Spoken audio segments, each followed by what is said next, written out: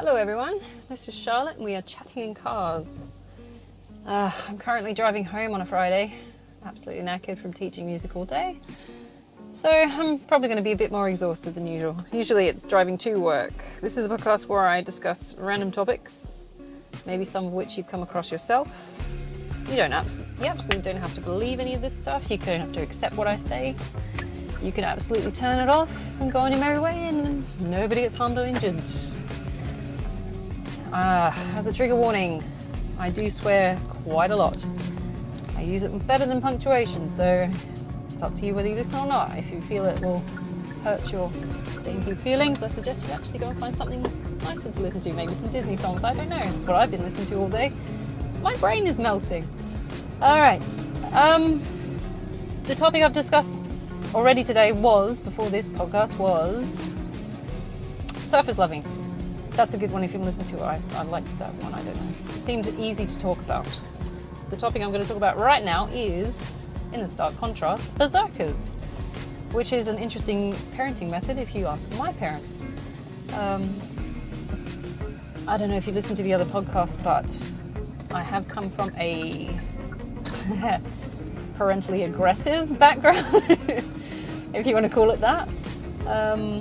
I have had quite a few years of abusive parenting shown to me, exhibited. All I know is that now, as an adult, that I could never hit a child myself. I mean, no. I made an active decision not to at this point. So, berserkers, okay, so what does it mean? It's the inability to hold on to your emotions through, or your physical actions through control and discipline, or maybe the ability to hold on to your anger or something like that. I had two types of berserkers myself. My mum and my dad. My dad was the generic berserker. If he wasn't happy about what you did, he would explode physically. He never actually hurt me. He wasn't allowed to, but the psychological and emotional damage is very clear, which is what makes it very uncomfortable for me to actually hang around him now, because he's in his late to mid 60s now. In terms of any kind of familiar bond or anything like that, it just doesn't exist.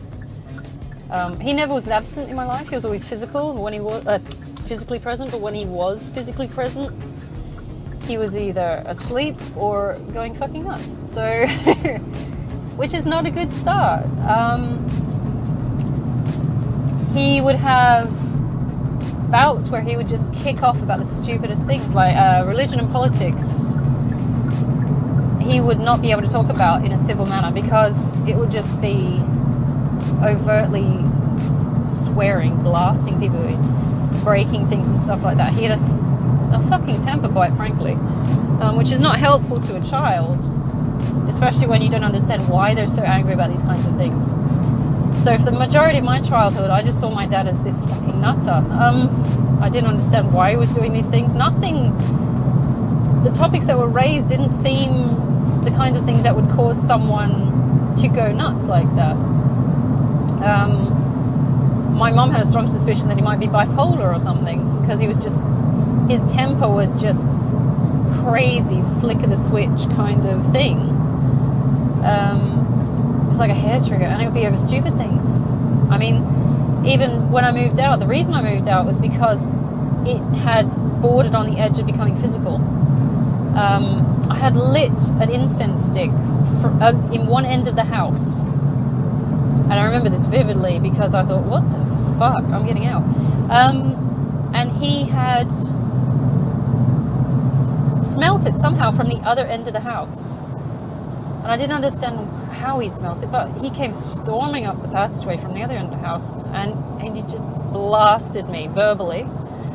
And then he cornered me. And then he went to go punch me as a threat to make me, do what he wanted me to do. Don't do it. This is my, dominant side.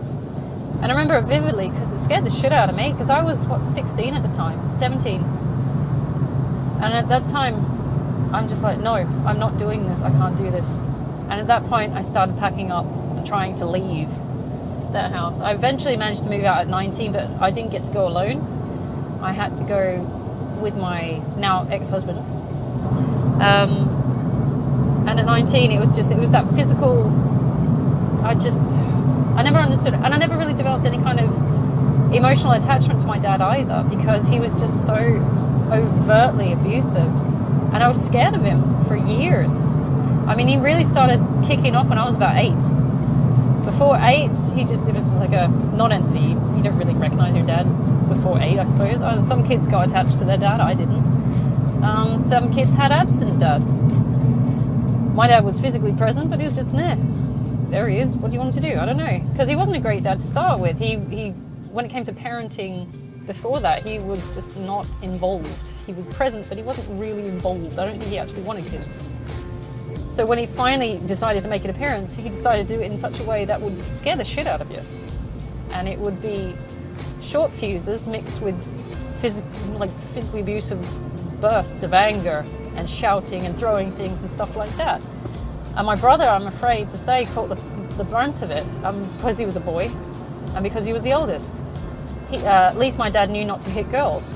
My sisters and I, we got our abuse from Mum. Mum gave it out to my brother as well, but you know. So I've got 2 sisters and a brother. My brother, I admit, was a pain in the ass, but did he know he was a pain in the ass because he had ADHD actually. There's a predisposition for particular behaviours. You can't really fault him for that. I mean, yeah, he tried it on later in life when he was in his teens, but most of the time he was only acting out because it was rebellion, sort of. But knowing him now as a man, he's a gorgeous man. I can't fault him. So I don't think you grow out of ADHD, but I do feel like the environment that he was in and the way he was blamed for a lot of stuff might have promoted a sense of, I'm bad, so I'm going to act out and be bad, keep going, sort of thing. And that carried on into his teens. As soon as he moved out, he was fine. The same with me. As soon as I moved out, I was fine. To get away from the abuse and things like that, I think honestly is the best thing for anyone. As soon as you remove yourself from a situation, you can actually see it for what it is. You can see the alternative of what it's supposed to be. I mean, I was later in my teens, in my early 20s, I was sitting there comparing notes with my friends' parents. The way they raised their kids. I'm sitting there going, so you don't hit your kids. It blew my mind that my best friend, a guy, I'd had a best friend since I was in year 2, so what's this, like 7? His parents didn't hit him. That blew my mind. I'm going, are you serious? It's like, my mum smacked the one of us.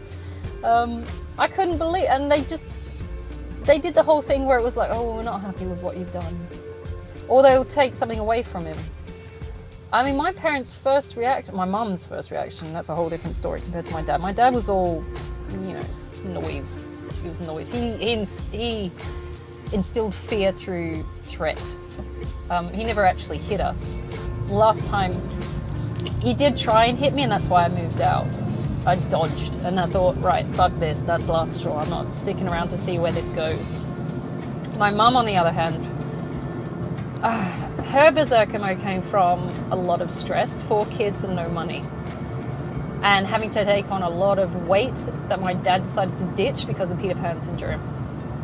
So while he was physically here, he wasn't helping, and he didn't think he should have to, basically. So she took the weight on raising the kids and trying to make sure we were all fed and shit like that. And she took it out on us. She wasn't stable herself to begin with. To be honest, I don't think either of them should have had kids. It's a bit of hit and miss with that. Because you think it's a great idea when you're leading up to the practice, but when you actually get there, it's a bit story. It's a different story, right? Like, I didn't know what it was until I got there. And then, oh, by the way, you can't handle this. But yeah, you got them anyway. Good luck with that. My mum she is a control freak. She still is one. Both my parents are control freaks. My dad uses intimidation tactics, like, leaning over you and blasting you, shouting you, and finger in your face and stuff like that. My older sister, even now, oh Christ, the impact. You can see the impact it had on her. She was delicate. She grew up tough, but now she's like, she still defers to guys when they get aggressive. I can't stand it myself. My youngest sister is more feistier. When a guy kicks up, she'll kick his ass. My brother would never intimidate a woman, because I think he's seen what my dad was like, and he's like, no. He's a very soft guy. I love that guy. He's awesome. I don't think he's overtly aggressive even when it comes to men, actually. He's just pretty chill. He just sits there and does nothing. He went completely the other way from my dad. My mum, her version of parenting is, I asked you once, if you don't do it, I will hit you. I asked you once. And it's not even asking, it's telling. So you're going to do it. And you learn pretty quick to dodge those punches. You're like, do you like the pain? No, then do it the first fucking time. And that's where my sort of perfectionism comes from, because it's a reaction to get it right now, or the pain is coming and you don't like the pain and you're going to cry. And if you cry, she's going to hit you some more. And God help you if you make eye contact, she will hit you again. My parents' favorite statement when I was growing up is, stop crying or I'll give you something to cry about. It's very common in English culture for some reason. I don't know why. Because all it means is I'm going to hide my emotions. And I might be going through pain, and it might help me resilience-wise, but in the long term, you're going to turn out to be a psychotic. Because there's no way to vent it. Because you feel bad about having emotions in general. And it sort of, it classifies. It stops you feeling the good ones too, because you're like, well, you feel guilty for feeling the good ones, so you're weak if you feel the bad ones, like sadness or pain, and you feel stupid for feeling the good ones, because that's just another version of feeling, so why am I even feeling anything? My mum was very physical, very, very physical. She didn't do the look, she did the, I'm going to smack you, and you're going to do it. I mean, we were just human jukeboxes at that stage. God help you if you stuffed it up. If she heard noise, she would come after you. I mean, she went through the whole series of ear instruments she would use to whack you as well. She went through wooden spoons, those little canes you used to get in the garden. She used to smack the crap out of us. Canes that we used to use in schools that are deemed child abuse now, she was using. Wooden spoons, shoes, sharpeners. I remember her cracking over my brother's head one of those massive novelty lollipops, the flat ones, looks like a wind thingy, big round, like the size of your steering wheel. And she cracked it over my brother's head because he told her to fuck off because she was waking him up in bed. I remember that. I'm surprised he hasn't got brain damage. Later, we have done, he did a scan a few years ago of his brain, and he's got some dark bits there, and I'm going, I'm gonna be a fucking brain trauma, man. That's from physical violence. I've got a cracked jaw because she smacked me across the face and I heard it go. I felt it go. I know that my face is not symmetrical. I don't know how I got it not symmetrical. My eye socket's not right either. There's evidence of abuse. My parents just did not know how to handle their shit. And anything that triggered off this shit was like a fucking nightmare. So we became very compliant children just to avoid these fuckers kicking off. But I remember as a kid, when my dad used to kick off, I would do my best to just fucking hide. I fucking hated it. Because you could hear him from the distance. You'd be at one end of the house and he'd be kicking off about some fucking stupid shit. And you'd be like, right, hide. It's I don't know what the fuck that's about. I'm not getting involved. Yeah, I just don't want to get involved. It doesn't help the kid in any way. It's scare tactics. His was scare tactics. My mum was physical abuse and scare tactics. She did the same thing. It was all about control. And she made my brother the example. He was the eldest. I mean, he was the most pain in the ass, of course. But it never merits that kind of abuse, never. You get frustrated, yeah, but you don't take it out on a kid. The kid doesn't know what the fuck's going on. I don't understand why. But then again, she told us later on that that's how her parents dealt with it. So my mum would tell us stories about grandma, who was the drunk Irish grandma, who used to smack the crap out, and she'd be flying across the kitchen from one hit. My granddad, who was my, I'll call him Fred, because he is Fred. You don't know any of my friends. He was very mild-mannered. As far as I remember, he was like Fred Astaire. I don't remember ever hearing an angry word from him. And he was a very quiet, patient man, as far as I can remember. This could be just me remembering him as a granddad. My grandma was a bit feistier, but I don't remember much about her. But the stories I heard, that she was an aggressive, abusive drunk. And so my mum learned these parenting skills from her. This is her knee-jerk reaction to anything that's not absolute controlled situation. And that just trickled down to anything that was deemed slightly not controlled by her. You know, it's like if you looked at her funny. I remember one time we were down in the local grocery shops. It was a Woolworths. It's a Woolworths in Australia. Woolworths in England is different. The equivalent is like a Tesco. And I didn't even look. I didn't mumble. I didn't anything. I looked. I think I rolled my eyes or something like that. And she smacked me so hard across the face, in the jaw, in public, in front of everyone. And I shut down. And yeah, and I was so embarrassed. Not that it was physical pain. I was used to that, but the fact that she decided to do it in public was the worst thing. I couldn't fathom why she would want to humiliate her own children like that. Not only physically hurt them, but humiliate them. 16 I was at that age. So, you know, hormones are high, embarrassment is high. Losing face is, you know. And I remember at one stage, like, she'd hit me and then someone had turned around to see it. So people did see it happen. No one stepped in and said anything. And then it sends you off into whole mindset of, did I deserve that? I mean, all I did was roll my eyes. Is it really worth smacking someone so much that it makes the jaw click? And yeah, I just don't think so. I mean, I could never hit a kid because I've had these examples of why not to. Even now, it's like, I know I got PCS from it because I had to go to a psych when I had a semi-nervous breakdown when my ex-husband left me.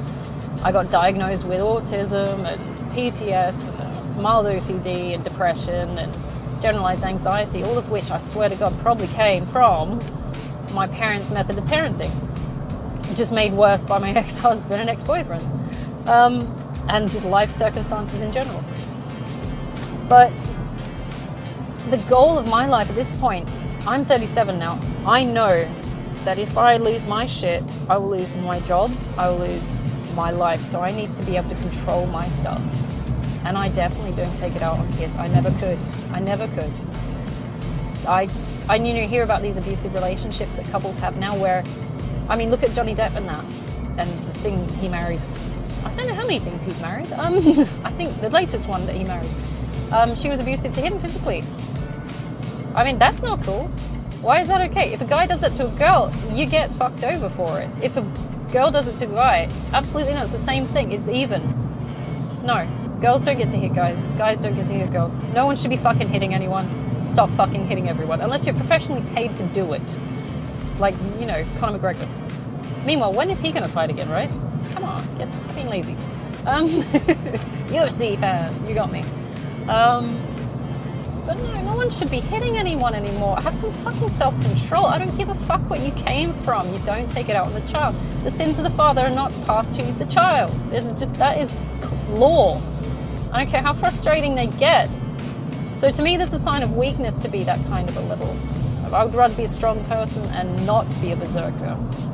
But I know that thanks to my parents and the circumstances I've been in, I know I've internalized a lot of their anger, and I do have a bad temper in me. The hardest part is keeping control of it. So I, thanks to my parents' shitty parenting, have my own little baby berserker in me.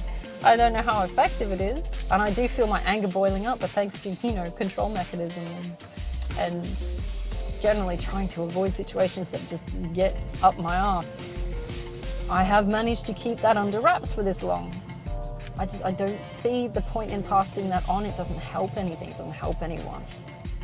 I'd love to do some further research on what kind of parenting methods actually do work, because so far I've only had not a great example.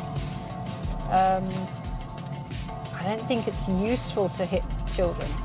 I don't think it's useful to show such lack of self-control and to act on rage.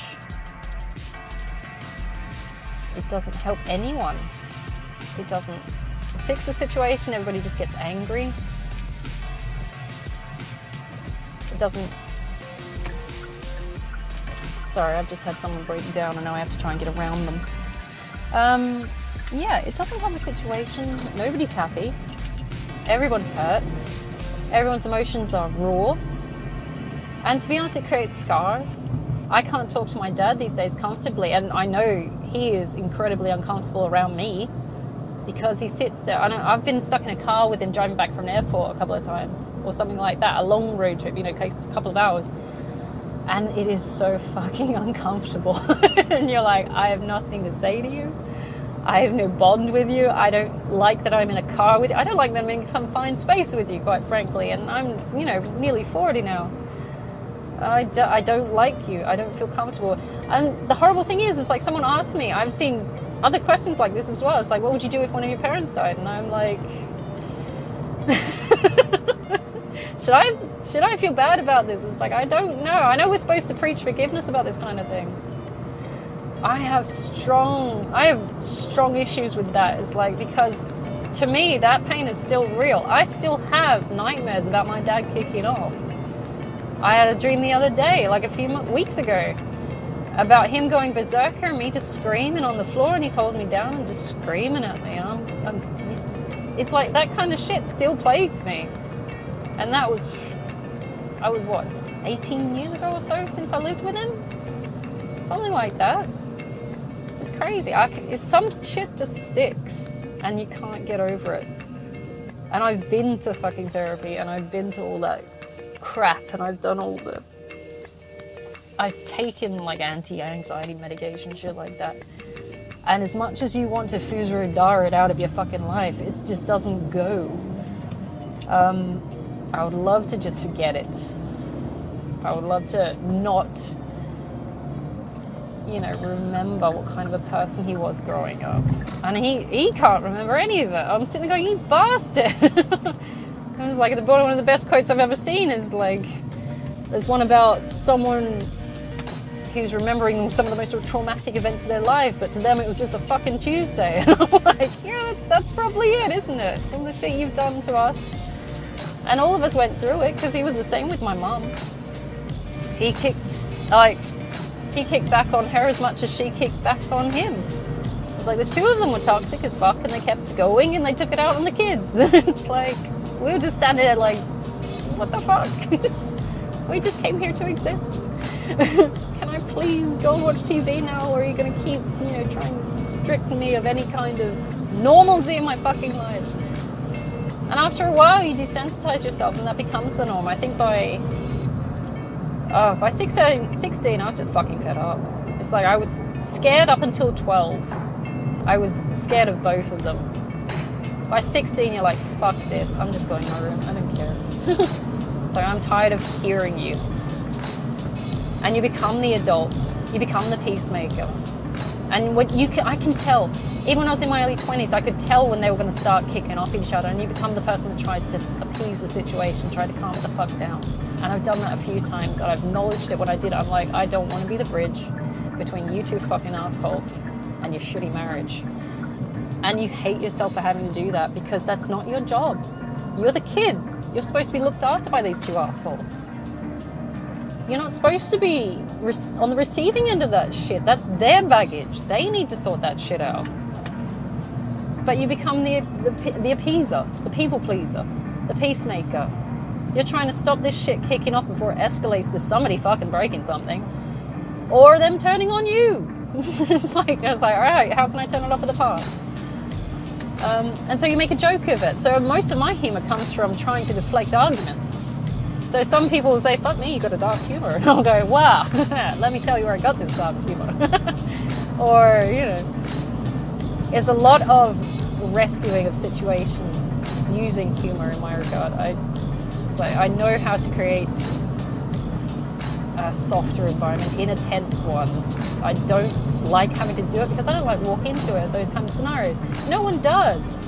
It's like, I've had to face this shit my entire life. Why do I have to do it now as an adult? And I hate doing it, to be honest. But it's easily done when it comes so frequently, then it's now second nature. It's like someone's just pissed someone off. Okay, here we go. How can we make this easier? It's like, right? So you crack a joke, or you compliment someone, or you bring some fucking snacks, or you you know, you have a go at yourself and point out your flaws and, oh, it's self-depreciating or wherever it is. And you're trying to find a way to soften the blow. And you shouldn't have to. These people should be grown-ass enough to know how to stop and control their own temper so they don't take it out on other people, especially not their kids. It's fucked up. I don't know how people like this think they are supposed to have kids, because if anything, kids bring more stress. I purposely didn't have kids. Not that I didn't get pregnant. I had 2 miscarriages, but I purposely went out of my way to avoid the situation because I know if I couldn't control myself, and when I got pregnant, I knew I was too young to have kids. I was 23 and I was 24. No, 2008. I think it was 21 and 23. And anyway, way too young, not stable, not mentally stable. There's no way in hell I could have actively had kids and done the job justice. I was not happy with myself. I wasn't even going to try it. I accidentally fell pregnant. So I had gone out of my way to be on the pill and to, you know, not get pregnant. And I accidentally did somehow. I don't know. Maybe I'm too fertile. Bloody Irish roots. 8 kids in your family. That's normal. What are you talking about? But I lost it. But I knew it was a godsend to lose them at the time. Because I knew that if I turned out like my fucking parents, I would have lost my shit completely. I had no standard good role models to raise children with. I had no one to look up to.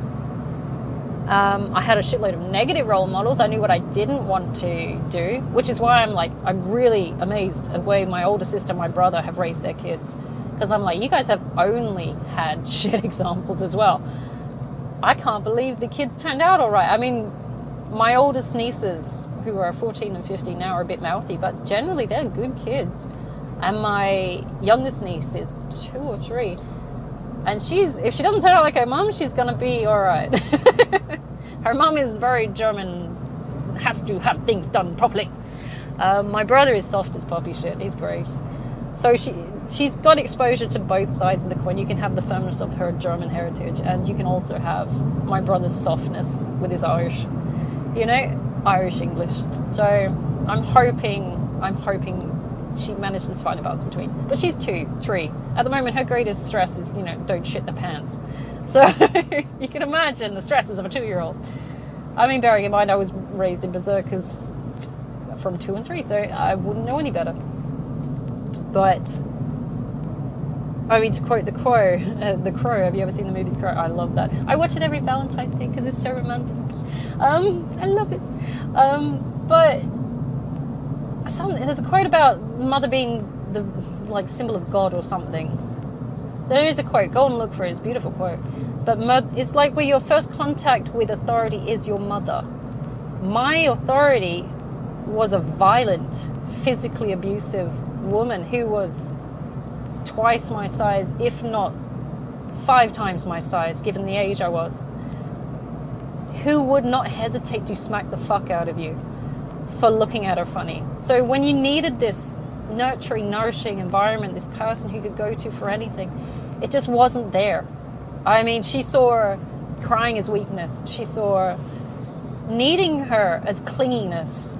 So now, as an adult, I find myself needing people, like physically. I will not touch anyone. I have this big thing, and I don't know if it's the autism or not, but I don't like people touching me physically. And I know that stems from abuse, because I don't like people fucking touching me. Don't fucking touch me, sort of thing, you know. But on the other side is the hedgehog's dilemma. Go and Google that. That's a brilliant idea. It sums up me. I want people to touch me, but I don't want people to touch me, you know. And so you're faced with this dilemma. It's like, how do I get close to someone when I can't let them touch me? Because if I let them touch me, they're going to hurt me. It's insane, and it comes from abusive. Your first contact being an abusive one, often. Sometimes there are other factors. And whilst I'm craving this physical, I mean, my love language is physical. It just is. It's not just sexual. It's hugs and kisses and all that kind of stuff. I'm actually quite cuddly when you get past the huge walls, which I have, you know, murder holes and oil pits and all kinds of things on my castles. I'm really hands-on. I'm really, really cuddly, lovely. I love all that. I'm constantly wanting to touch who I'm with. I mean, it might sound needy to some, but I want to look after you, basically. I just want to touch you. I just want to pat you and hug you and make sure you're okay and give you food and all this kind of stuff. I baby men. I don't know why. It's probably bad for me, considering they turn into these assholes man-child that don't want to do anything. But to find a strong man that will take it and still be a strong man would be fucking heaven, because that's how I show my love, basically. I don't do the compliments. I used to do the compliments with my ex-husband because that was his, and he was all about the vanity, and I go to the gym and, I mean, he looked like Captain America one stage, because he was just that much of a knock fuck. But and that was how he appeased his ego. But I'm physical, and he wasn't physical, so it was a mismatch there. Complete mismatch, because I'd be needing to touch someone. I like touching who I'm with. This person becomes the most attractive thing I've ever come across when I'm with them. I don't know why. It's a weird fascination bordering on obsession. There's probably some kind of disorder there as well. It's like, but I just want to touch them all the time, like grabbing butts and stuff. That's what I do. I'd be like playing with you. That's what I am. But it's a hedgehog's dilemma in that I won't let strangers touch me. I don't mind kids hugging me, but no one else. Do not fucking touch me. I don't want any of that. Possibly because also that I see physical touch as an intimate thing. It's not just a case of just a random hug or, taking a picture with someone and they've got their arm around you or something like that. It is intimate, bordering on sexual, to be honest. Although that goes completely the other way with kids, because I'll just run up to kids and give you a hug. You're like, you little shit. Yeah, I see you. And then you let them run off again. And you're like, yeah. It's like, no, I don't openly call little shits in the classroom, but, they're cheeky little fuckers. So, of course, you call them little shits. You call them the child-friendly equivalent of, oh, you cheeky little monkey. And then they run off and they giggle. And you're like, yeah, you're a little turd. Come here. Give us a hug, you little turd. That toughness comes from my mom. I have trouble vulnerable even around kids, because it wasn't there as I was a kid. So even when normal people go like, oh, I love my kid, I want to do all this code, even my subconscious as a teacher and as a person who's been from a background where the mother didn't show that kind of thing, looks at it as a semi-weakness, even subconsciously. It's like, that's why I have trouble showing affection to children appropriately, because it means like it does so like you're a bit weak, to be honest. And it's not fair, because I'm very good at the mothering side of things. I know I have a maternal skills, because now when I hang around my nieces, I find it really easy to just let it go and do your thing. But because I had this tough, vicious, abusive mum, I've had to work on what my version of being feminine, soft, I really had to rediscover my softness, because my knee-jerk reaction is to beat the shit out of something. It's not good for the workplace, particularly when it's someone else's kid who has also come from a similar background, who just does not need that extra shit on their plate.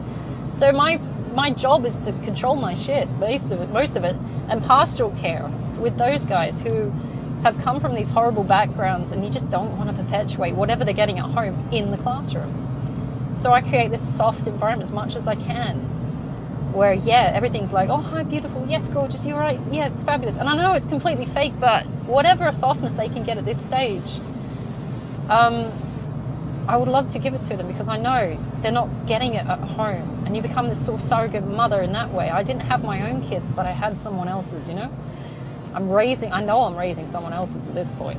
The amount of stories and background checks and things I've been, I've had to run into because of the kids I teach, the way they come in from home, like they're covered in shit, they haven't washed, then the clothes are raggedy, they've got no breakfast or lunch. One of my kids today didn't come in having eaten breakfast. And then I said, okay, so what have you got? His recess? And she's like, I've got an apple. Yeah, and what else? Oh, I got an apple. It's like, right, okay, all right, sweet. I'm going to take you up to the office. We're going to go get some food. We can just nick some from the Breakfast Club. That's okay. And then we'll see what we can do about lunch. But these kids aren't eating. The parents are not doing their job. I'm very surprised DCP is involved. But it's like, it's that kind of stuff. So through this job, your maternal instincts will kick in. Or maybe if you're a male, paternal instincts. I always associate paternal, maternal with the biological side of things. I know mine is hormone-based. I don't think it's an gendered thing. Looking at my brother and the way I turned out, it's like I'm more masculine than he is, if we're going by the gender norms. I am more masculine. I'm worried about that now. When we found Bob, my granddad who died face down, strange with his dick out. Long story. When we found him, my brother started crying. I'm like, what are you doing? It sounds cruel, but this guy was a real fucking asshole. How are you sad about this? It's horrible, I know. I'm probably going to hell for this, but you know. But he was just such a nasty, horrible prick, manipulating, dirty old man, you know, who used to touch himself.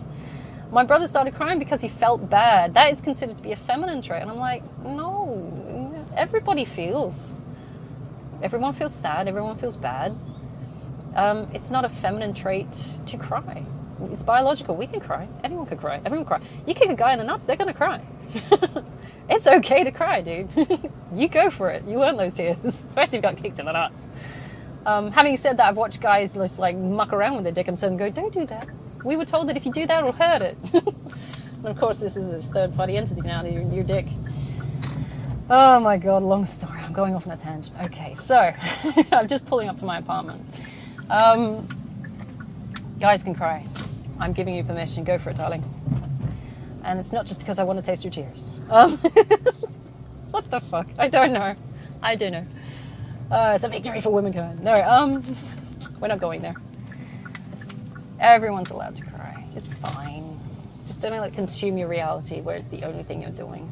Okay? If it's getting in the way of your life, you really need to see someone about that. But that's everyone. Everyone cries. I went through depression. I didn't cry for that long. I was more angry than depressed, I think. But I think that feeds on from the Berserker situation I had growing up, where I thought I had made the right decision, and as a perfectionist, I didn't get to keep the right decision, so I was just angry about the whole situation, which fed my anger. As part of my parents' version of parenting, you will get it right, and if you don't get it right, you'll get the pain. And I didn't get my marriage right, the person I chose right.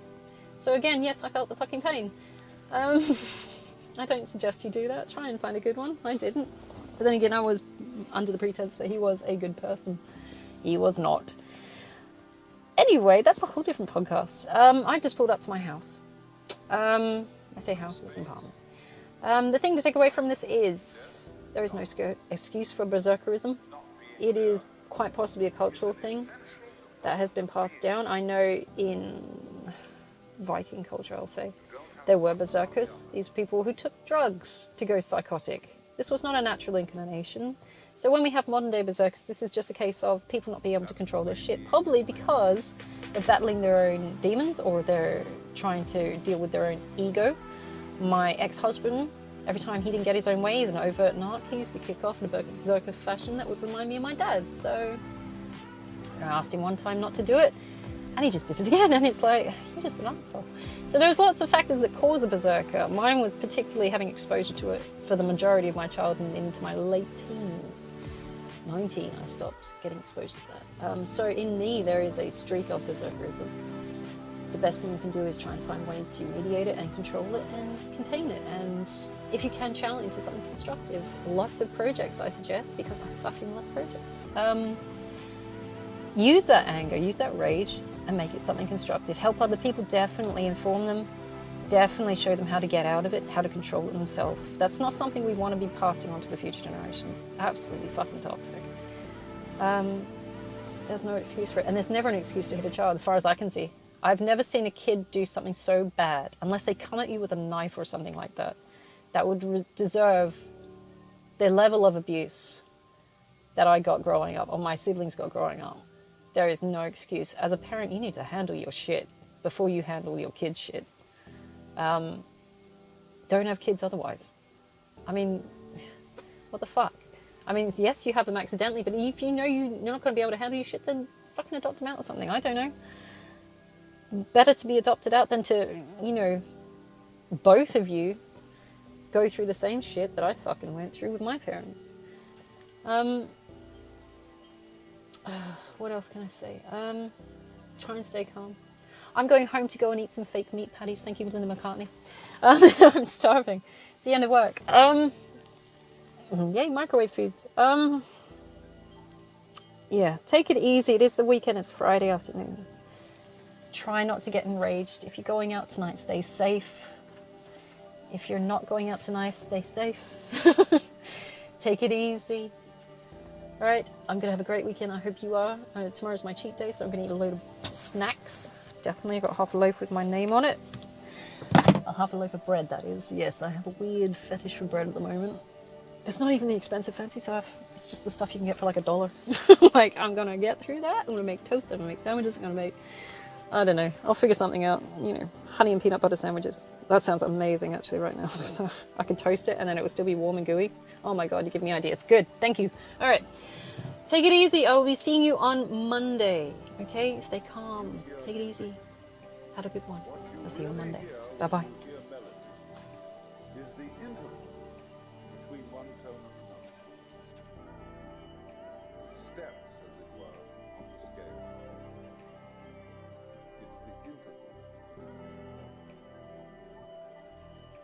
So in the same way, in the intervals between this year's leaves, last year's leaves, this generation of people and that generation, the interval is in some ways just as important, some ways more important,